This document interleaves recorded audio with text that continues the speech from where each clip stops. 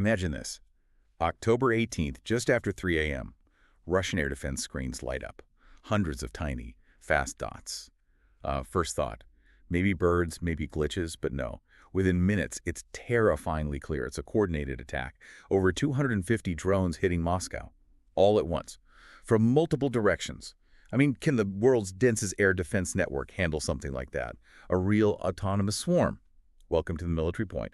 Before we continue, tell us in the comments where you're watching from. We'd love to know. Yeah, Trident Rain, they're calling it, and it just completely rewrote the book on saturation attacks. So today, we're doing a deep dive. We've got intel reports, tech specs, even some internal Kremlin chatter, and what we're seeing is this hybrid fleet. Over 250 unmanned aircraft. You had everything from modified civilian drones, packed with explosives, right up to advanced military prototypes, all aimed at the capital. It was, well, an unprecedented stress test. Showed exactly where traditional defenses just fall apart. Let's talk about that falling apart. Because the sources, they're pretty clear. This wasn't just a big, messy crowd of drones. It was smart. Designed to overwhelm. How did they manage that initial surprise? How'd they get in? Well, it started low, really low. The first wave, maybe 50 drones or so, they came across the border near Bryan's class, hugging the ground, basically, skimming in the treetops, just classic nap of the earth, flying to stay under the big long-range radar systems. But it wasn't just one direction, was it? That wouldn't have worked, probably. No, exactly. If it was just one wave, maybe they could focus their fire. But almost immediately, dozens more started pouring in from the south, from Kursk way, and from the west too, Smolensk. So by the time the defenses were fully alerted, they were already dealing with threats coming from, like, north, south, and west. A true 3D problem. Right, this layered defense Russia has. S-400s for the high, fast stuff. Yep, strategic umbrella. Designed for bombers, big missiles way up high. And then the closer-in systems, the Pantsers, the Tors. Right, the mobile stuff. Panzer S-1s, Tor M2s. They're meant to protect specific spots or units from things like cruise missiles, helicopters. Lower, slower threats, but still, substantial targets. So you've got systems built for swatting, say, a fighter jet miles away, suddenly facing hundreds of tiny, cheap drones right in their face. Yeah. What happens then if a system can track maybe 20 things but engage only a few and suddenly there's 250? Instant overload. Total saturation, like you said. They call it target-rich, engagement poor. The radars see everything, but the launchers just can't keep up. The sources show that within the first 10 minutes, over 50 drones had already punched clean through Moscow's inner defense ring. At that point, it stops being a straightforward defense problem. It becomes, well, a crisis. And they knew exactly where to hit, didn't they? It wasn't just random pot shots. Yeah. Oh, absolutely not. The targeting was meticulous, planned months ahead, it looks like. They went for the weak points, the critical nodes, big power substations, always hard to defend properly, major communication hubs, and crucially, the air defense sites themselves, taking out the protectors. The idea wasn't mass casualties. It was systemic paralysis. Shut the city down. And the impact started fast. That fuel depot near Odenserva out west went up like a torch. Huge fire, visible for miles, almost immediately. Then just minutes later, bang. A key radar station west of Domodedovo Airport, vital for air traffic control in that sector, took a direct hit, went completely offline. But the one near Kubinka Air Base, that must have really sent shockwaves, hitting an ammo dump. Exactly. That wasn't just damage, that was a message. A drone found a seam, got through, hit an ammunition storage area. The explosion was massive, shattered windows miles away. But when you hit something like that, it signals, we can get anywhere, we have control. And inside the Kremlin, utter chaos, right? Oh, yeah. Sources say President Putin was moved to a secure bunker almost immediately. Advisors scrambling, trying to figure out what was happening. That number, 250 confirmed drones incoming, apparently it just didn't seem real to them at first. One official was quoted saying something like, it felt impossible, a total failure of imagination. A failure to grasp the new reality. Yeah. Which brings us to the tech. This wasn't just guys with joysticks somewhere. Not even close. That's maybe the biggest takeaway here. This was autonomous warfare, love and under fire. Okay, but how? Moscow's airspace has got to be one of the most heavily jammed environments on Earth. How do 250 drones stay coordinated if their satellite links, their GPS, are getting blasted with interference? Right, that's the key question. The answer, it seems, is decentralized onboard AI. Each drone had its own brain, essentially. Sophisticated navigation processors. When the external signals, GPS, satellite commands got jammed or degraded, the drone didn't just fly blind. It switched to its own internal maps, its own sensors. It knew the mission, the target area. It wasn't being constantly told, turn left, turn right. It was told, go here, and it figured out the how by itself, adapting in real time. So they could actually react. Yeah. If one drone got shot down or flew into heavy jamming.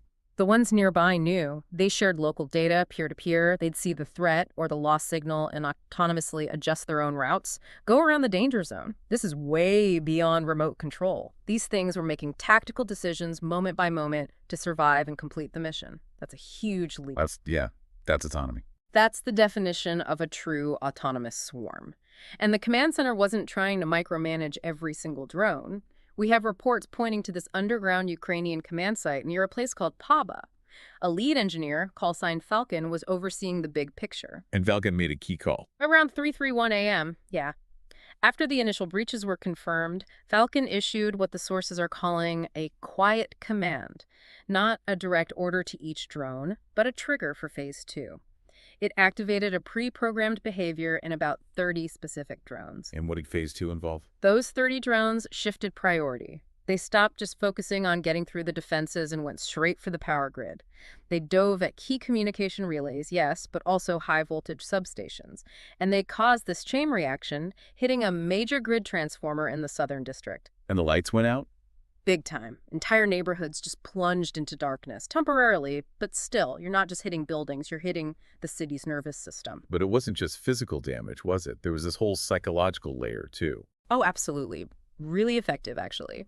Many of the drones, the reports say, carried these small, low-power transmitters, and suddenly, Russian air defense operators, amidst all the chaos, the explosions, they start hearing this faint melody over their secure radio channels. It was a loop of that Ukrainian folk song, "Oi luzy Chervona Kalina," haunting. Wow, imagine that. Tracers flying, comms buzzing, and then that song, deliberately broadcast into their headsets. It's pure psychological warfare, a message saying, we're not just outside shooting in, we're inside your systems, we're here. And it absolutely contributed to confusion. Which must have made the defense job even harder. You mentioned the Pantsir systems earlier. They can track quite a few targets. Track, yes. Maybe 20 simultaneously, something like that. But engage, actually shoot down. Only a few at a time, maybe 4 or 5 tops. And with hundreds coming. The commanders panic. The sources show they started firing almost blindly, just throwing missiles into the air, hoping to hit something. Volume over precision. And that led to some really tragic mistakes. Friendly fire. Well, for starters, they shot down some of their own decoy balloons, things meant to draw fire away. But worse, much worse, there was a scrambled Su-35 fighter jet. Fast mover. It was maneuvering aggressively, trying to intercept, and it collided with debris from a drone that had just been shot down nearby. Pilot had to eject right over a suburban area. The defense efforts were literally causing casualties and chaos on the ground. Unbelievable. The system turning on itself. And then the final push. They went for the crown jewel, didn't they? The A-135 system. Yeah, the complex near Pushkino. For listeners who might not know, what's the A-135 actually for? It's not for drones, is it? Oh, heavens, no. Yeah. The A-135 is Moscow's last line of defense against nuclear warheads, intercontinental ballistic missiles traveling at insane speeds. It uses huge interceptor missiles, some even nuclear-tipped historically, though maybe not now. It's the ultimate strategic shield. Built for Armageddon, not for a swarm of tiny, low-flying drones. Yet the swarm went right for it. Almost 70 drones made that final run. The A-135 launchers fired these incredibly expensive strategic interceptors against drones that might cost, a few $1,000s each? They took down a lot of them, sure, but several slipped through the net. And what damage did they do? It wasn't about blowing up the silos. It was about disruption. Those few drones that got through managed to hit critical support systems, communications, maybe power feeds. They knocked the entire A-135 defense system offline for 7 minutes. Just 7 minutes, but think about it. The core nuclear shield of the capital city was blind for 7 minutes because of cheap drones. That fact alone sent ripples through every military HQ on the planet. So the main attack fades as dawn breaks. Less than an hour, really. What was the immediate aftermath? Physically, the tally was something like over 70 drones confirmed shot down, but close to 100 confirmed hits on various targets. Satellite passes shortly after showed smoke plumes from at least 9 major impact sites scattered across the Moscow region. But the bigger shock was yet to come, wasn't it? From analyzing the swarm itself. Right. When the analysts dug into the comms logs, the drone behavior, they found something really disturbing for the Russians. Even when the heavy jamming did manage to cut off the satellite uplinks from Ukraine, the drones near Moscow kept coordinating. They kept working together. It wasn't just smart navigation anymore. This confirmed they were talking to each other locally, assessing the situation around them, and making collective, adaptive decisions. True swarm behavior, fully autonomous. That confirms the autonomy fear. But then came an even bigger internal shock, finding out where some of these things actually launched from. Yeah, that was the kicker. As the FSB and military intelligence scrambled to trace launch origins, they found evidence, pretty strong evidence, that not all the drones came from across the border. Some were launched from inside Russia. Inside? How is that possible? That's the terrifying question for them. Does it mean sleeper cells?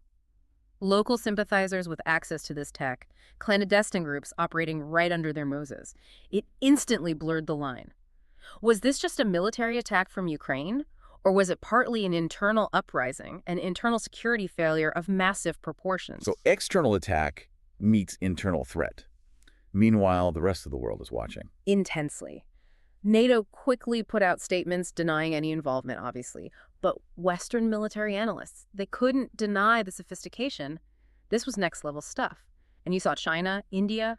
Their intelligence agencies were reportedly glued to this, not for the politics, but for the tactics, studying the swarm's behavior frame by frame. They saw a superpower's multi-billion-dollar, decades-in-the-making air defense system get systematically picked apart by relatively cheap autonomous machines. The cost-benefit ratio is just completely flipped on its head. Totally. The cost to attack plummeted while the cost to defend skyrocketed. That economic imbalance is almost as disruptive as the technology itself. And just when Moscow thought it was over, there was one final act. Yeah, hours later, around 9:40 a.m., long after the main attack seemed finished, Russian radar picks up one last contact, a single drone, flying high, slow, deliberately conspicuous, right over Red Square.